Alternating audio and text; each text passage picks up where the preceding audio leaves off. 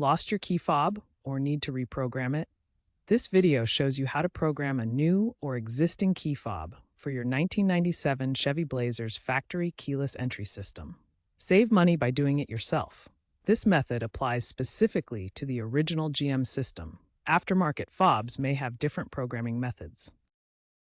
The 1997 Chevy Blazer key fob system operates using radio frequency signals at 314 MHz.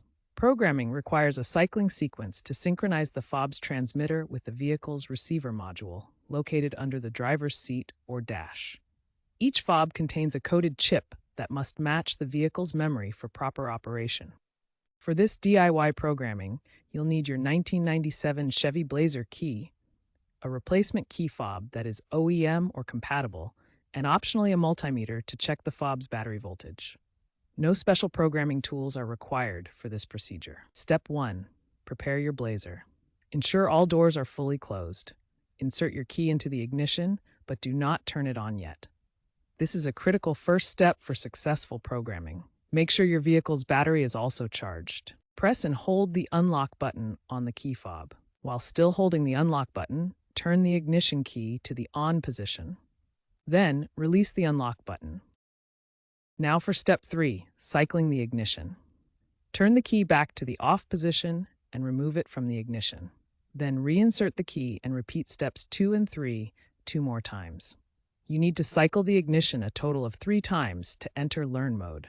After the 3rd cycle, the doors may lock and unlock automatically to confirm you're in programming mode. Now, press and hold the lock button on the key fob for 1 to 2 seconds, then release. The doors should lock and unlock again to confirm successful programming. Repeat for any additional fobs you want to program within the next 30 to 60 seconds. After programming, test the key fob by pressing the lock and unlock buttons from outside the vehicle.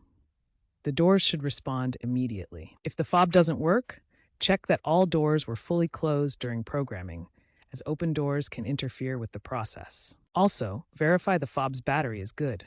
A weak battery can prevent proper transmission. Test the battery using a multimeter to ensure proper voltage. If issues persist, try the Rapid Learn variant. Cycle the ignition 5 times quickly, then press the fob buttons within the Learn window.